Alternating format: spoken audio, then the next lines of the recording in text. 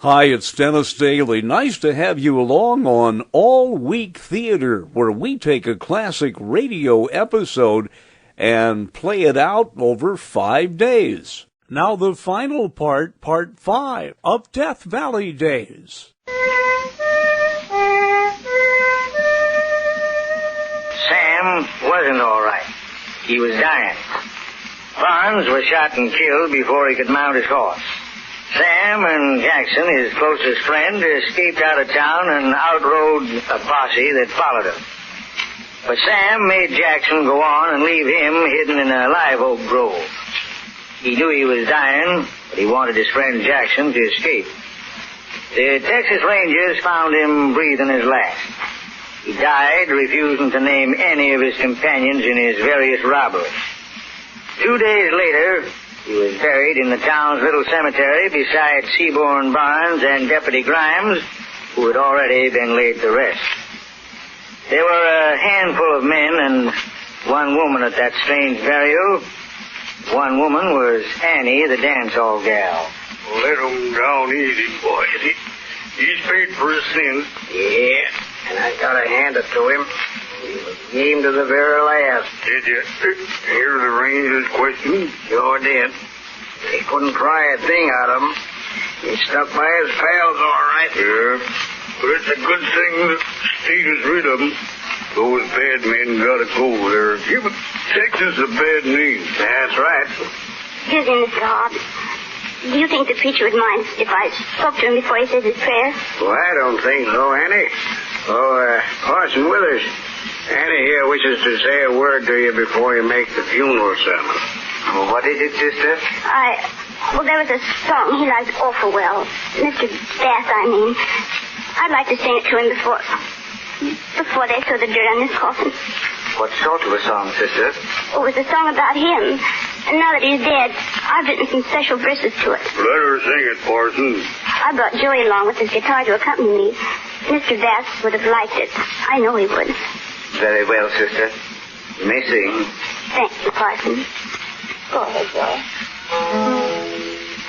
Then met his fate at Round Rock, July the 21st. They pierced poor Sam with rifle balls and emptied out his purse.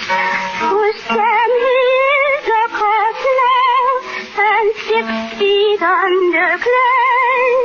And Jackson's in the bushes, trying to get away. Jim Murphy borrowed Sam's good gold and didn't want to pay. The only shot he saw was to give poor Sam away. He sold out Sam and Barnes and left their friends to mourn. Oh, what a scorching Jim will get when Gabriel blows his horn. And so he sold out Jim and Barnes and left their friends to mourn. Oh, what a scorching Jim will get when Gabriel blows his horn. Perhaps he's gone to heaven, there's none of us can say.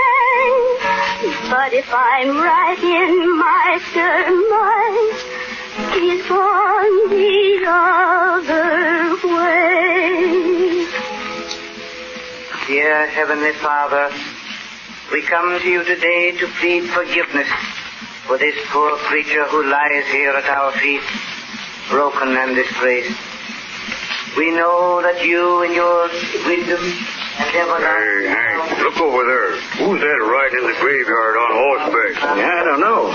You'd think whoever he is, he'd have a little respect for the dead. He's heading right this way. Now, the damn fool.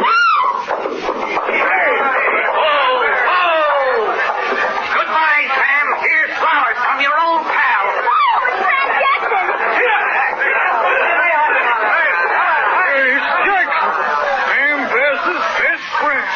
And so ends another of the Old Ranger's true stories of Death Valley Days, made possible by your regular purchases of 20 Mule Team Borax, 20 Mule Team Borax Soap Chips, and Boraxo. Now, let's hear what the Old Ranger has in store for next Tuesday. Well, Dresser, although most folks don't know it, a piece of the famous Plymouth Rock is set in the brick wall of the courthouse of a Death Valley mining town. How this rock got there and what it means makes a mighty interesting story. I hope that all the school children will be listening in, because I'm sure they'll enjoy this unusual program. Remember, folks, next Tuesday evening at 9 o'clock.